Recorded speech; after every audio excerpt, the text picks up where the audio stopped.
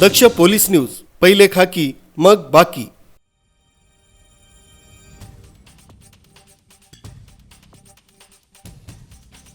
Tarapur MIDC प्रशासनानं अनधिकृत बांधकामांविरोधात पुकारलेल्या मोहिमेला आज बोईसरमध्ये हिंसक वळण लागलं। चित्राला मार्केट आणि आटला मार्केट परिसरात कारवाई सुरू असताना संतप्त जमावानं अतिक्रमण पथकावर तुफान दगडफेक केली। या भीषण हल्ल्यामुळे अधिकाऱ्यांची एकच पळापळ झाली आणि परिस्थिती नियंत्रणाबाहेर गेली। MIDCच्या बांधकाम विभागानं आज सकाळपासूनच परिसरातील बेकायदेशीर बांधकामांवर बुलडोजर फिरवण्यास सुरुवात केली होती। सुरुवातीला शांत वाटणारी परिस्थिती अचानक स्फोटक बनली।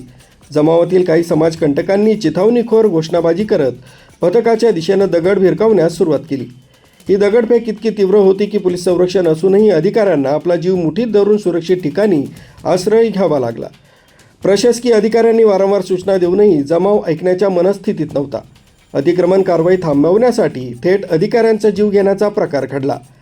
दगडफेकीचा जोर वाढल्यानं MIDCचे अधिकारी आणि कर्मचाऱ्यांनी जवळच्या एका शासकीय कार्यालयात स्वतःला कोंडून घेतला।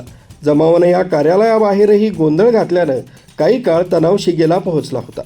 जमावातील काहींनी MIDCनं हत्येचा कट रचला आहे असा आरोप करत वातावरण अधिक तापवलं। परिस्थिती हाताबाहेर जात असल्याचं पाहून अतिरिक्त पोलीस कुमक पाचारण करण्यात आली। हल्लेखोरांची धरपकड सुरू करण्यात आली आहे। सरकारी कामात अडथळा आणणाऱ्यांची आणि कायदा हातात घेणाऱ्यांची खैर केली जाणार नाही असा कडक इशारा प्रशासनाकडून देण्यात आला आहे। तरी या घटनेमुळे बोईसरमध्ये भीतीचं आणि तणावाचं वातावरण पसरलं आहे।